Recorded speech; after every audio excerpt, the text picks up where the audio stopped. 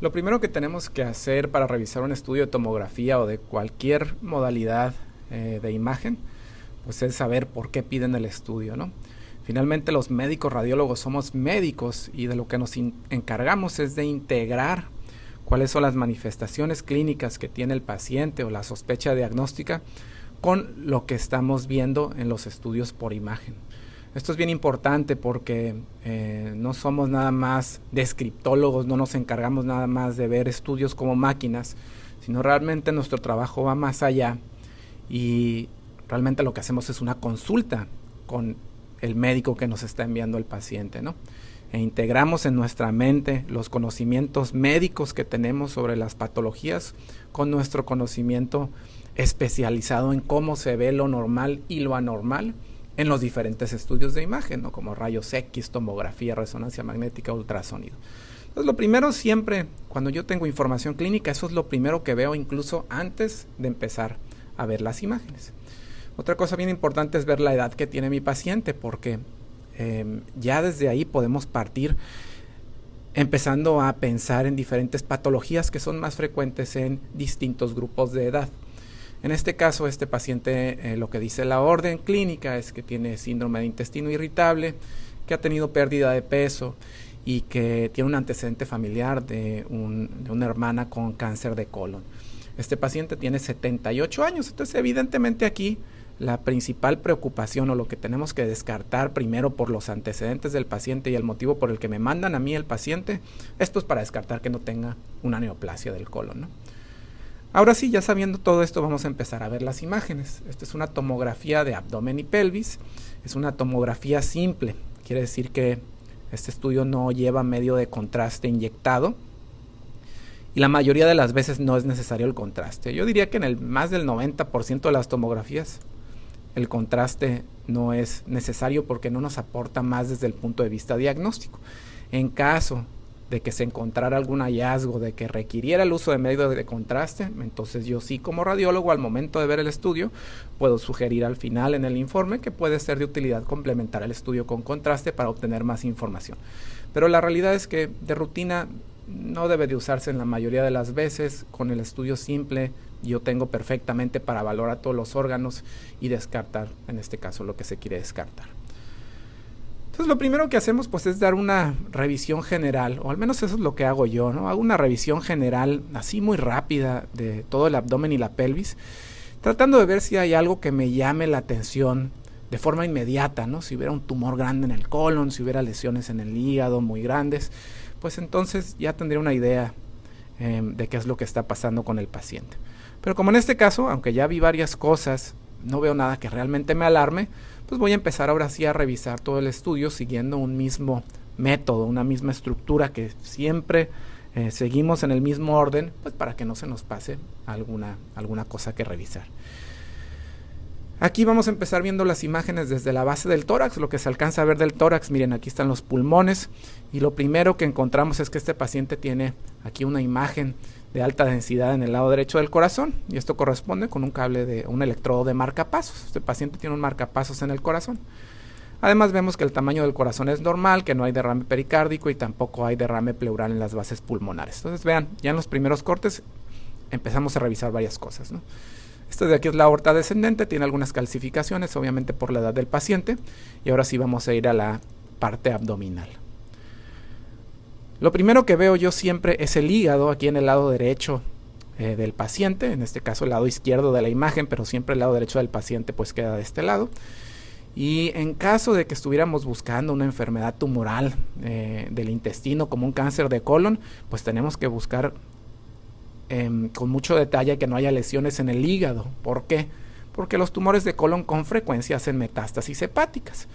Entonces, en este caso el hígado es normal, lo empezamos a ver aquí desde la porción superior, continuamos bajando en las imágenes viendo solamente el hígado, vemos que su parénquima es homogéneo, no tiene lesiones focales y termina el parénquima hasta aquí, hasta la parte más baja del hígado, hasta acá tenemos que ver todo esto.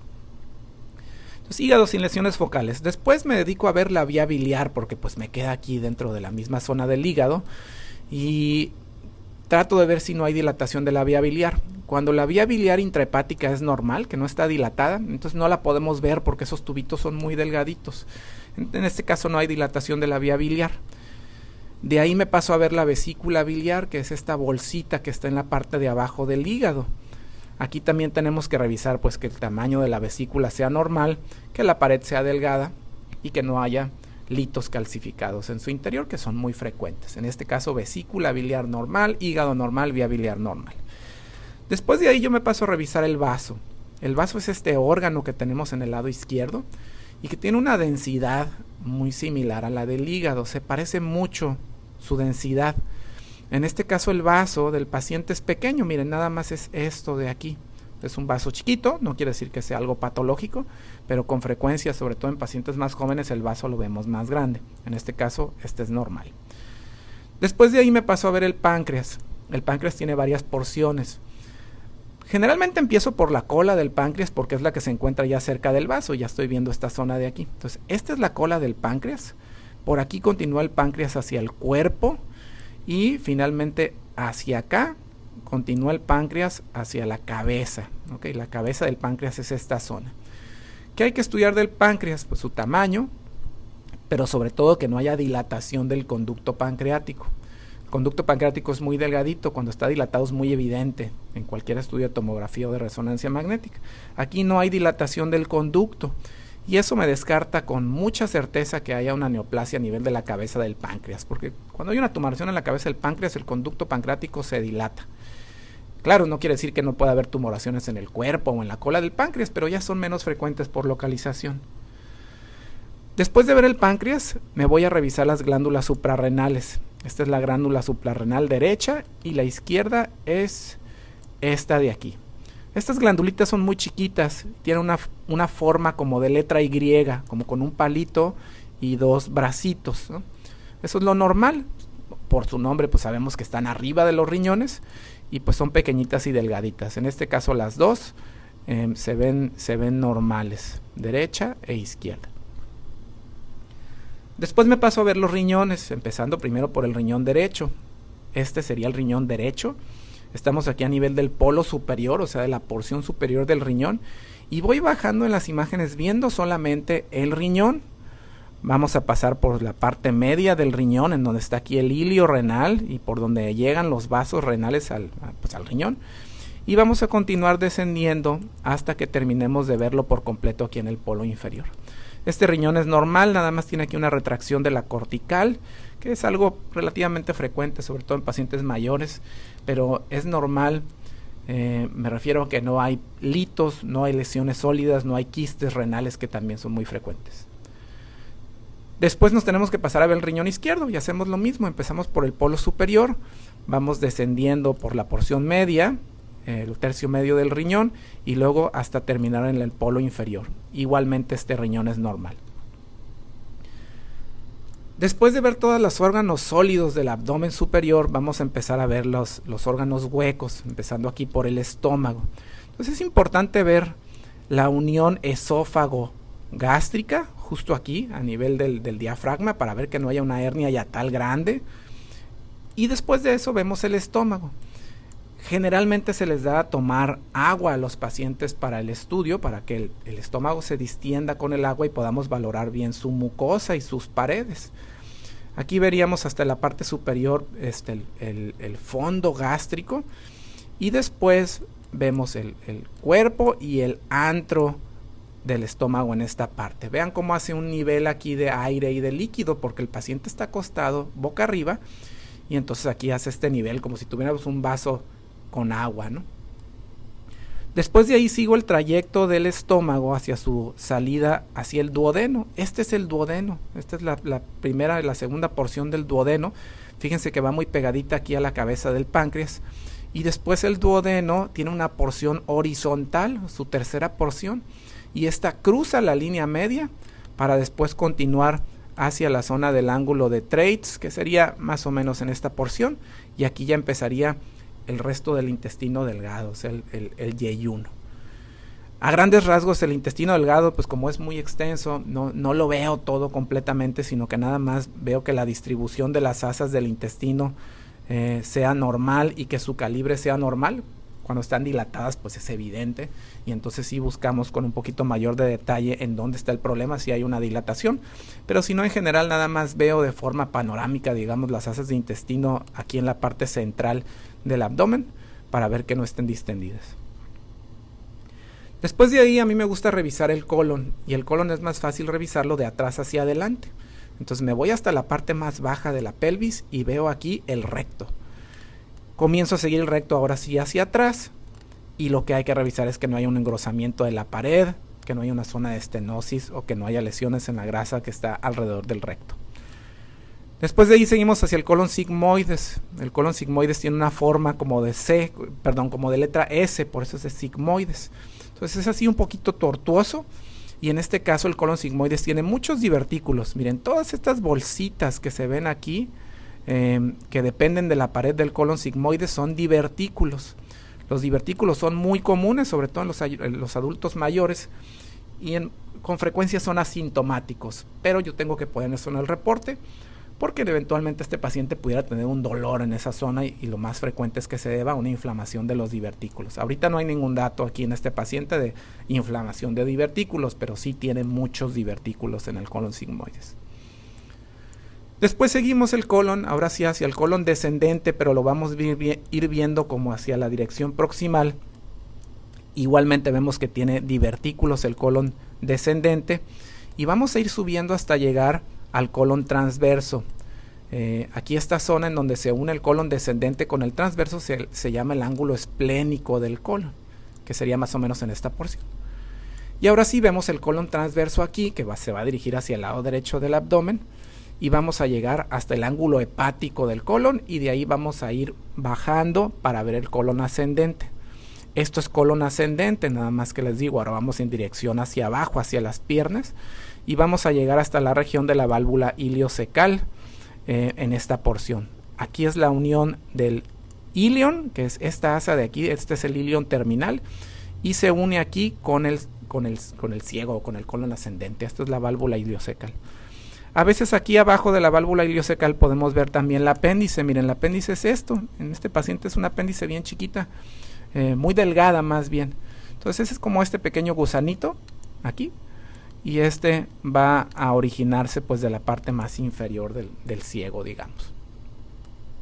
Bien, por último, después de valorar todo esto, pues hay que revisar las estructuras óseas también y los tejidos blandos en general del paciente, ¿no? Aquí sí nos podemos ayudar. Miren, me faltaba otra cosa, perdón. En el hueco pélvico nos falta revisar la vejiga urinaria antes de pasar a las estructuras óseas y tejidos blandos. Esta es la vejiga que en este paciente pues está distendida aquí con orina. De la vejiga pues hay que ver la pared, que sea una pared regular y delgada, y que no haya litos o que no haya masas dentro de la misma. Y este paciente, como es masculino, pues hay que revisar también la próstata. Esta es la próstata. En sí la tomografía no es un buen método para valorar la próstata, nomás nos ayuda un poquito a ver el tamaño de la misma, pero igual tenemos que ver que no hay alguna alteración aquí, ¿no? Entonces próstata. Y aquí estas son las vesículas seminales derecha e izquierda. También hay que verlas, pero en este caso no se ve una patología así importante. Ahora sí, vamos a pasar a los tejidos blandos y las estructuras óseas. Los tejidos blandos pues son todos estos tejidos que están alrededor del abdomen. En este caso hay una hernia aquí abajo, una hernia inguinal del lado izquierdo. Vean, esto es el canal inguinal derecho y este es el izquierdo. Vean cómo el izquierdo es muy amplio, muy grande y dentro tiene mucha grasa. Entonces es una hernia inguinal. De hecho aquí está muy amplio el defecto a nivel del anillo inguinal. Es esta parte de aquí es el defecto ahí y la hernia. Y bueno, pues también tenemos que ver lo que se alcanza a visualizar de la periferia del tejido subcutáneo. A veces encontramos lesiones en ese nivel. Tenemos que ver el resto de la pared abdominal para ver que no haya hernias umbilicales o hernias en otras partes de la pared. Y finalmente vemos las estructuras óseas, pues que son aquí la columna vertebral y lo que se alcanza a valorar hasta abajo de la pelvis, digamos, de los ilíacos, el sacro, y aquí las cabezas femorales. Entonces, a grandes rasgos, eso es todo lo que nosotros vemos o revisamos en cada estudio de tomografía que tenemos. Es más o menos el orden que seguimos. Me faltó mencionar que hay calcificaciones en la aorta. Ya lo habíamos dicho en la parte de la aorta que se alcanzaba a ver hasta la parte torácica, pero vean aquí en la aorta abdominal también hay algo de enfermedad teromatosa calcificada. Pero bueno, en general más o menos eso es lo que hacemos al revisar cada estudio de tomografía. Aquí lo importante, como siempre, es lo que dije al principio, ¿no? Tenemos que tener la información clínica para saber qué buscamos. Para mí es muy diferente que me den un estudio sin saber hacia dónde me tengo que orientar o cuál es la sospecha clínica, a saber qué es lo que quiere el médico, qué le está encontrando y qué es lo que quiere que descartemos, ¿no? Entonces eso hace que nuestro trabajo como radiólogo sea mucho mejor, que sea mucho más preciso, porque finalmente somos médicos. Si no, cualquiera se puede encargar de hacer una descripción de lo que ve y cualquiera puede ver una lesión evidente en el hígado con algo de entrenamiento, pero que alguien te integre y te diga, mira, esa lesión parece una metástasis o esa lesión parece un hemangioma, o, dependiendo de lo que le estemos buscando al paciente, pues sí es muy diferente, y ese es en realidad el trabajo valioso del radiólogo, la integración de los hallazgos clínicos con el expertise que tenemos en saber cómo se ven las cosas en los diferentes métodos de imagen y cómo se ve lo normal y lo anormal. Bueno, muy bien. Como vieron, la mayoría del estudio se revisa en plano axial. También tenemos reconstrucciones sagitales y coronales que se hacen de rutina, pero la realidad es que los radiólogos, el 95% del estudio lo vemos en plano axial y utilizamos estas reconstrucciones para algunas otras cositas. A mí me gusta el plano sagital, por ejemplo, para ver la columna vertebral, porque aquí pues puedo ver todas las vértebras en una sola imagen de una forma mucho más completa. Aquí fácilmente puedo ver si no hay una fractura vertebral o una lesión ósea. Entonces, las estructuras óseas, sobre todo la columna, pues las reviso en el plano sagital. Y el plano coronal, la realidad es que no lo utilizo mucho, a veces nada más para medir alguna lesión en un eje en particular, pero no es de rutina que utilice el plano coronal para ver, para revisar el estudio, ¿no? Pero sí, los radiólogos estamos acostumbrados a ver todo en plano axial y nos orientamos perfectamente en los tres planos, pero este es el que más utilizamos. Bueno, espero que les haya gustado este pequeño video de cómo revisamos una tomografía de abdomen. Si les gusta, compártanlo y dejen sus comentarios y nos vemos próximamente en otro video.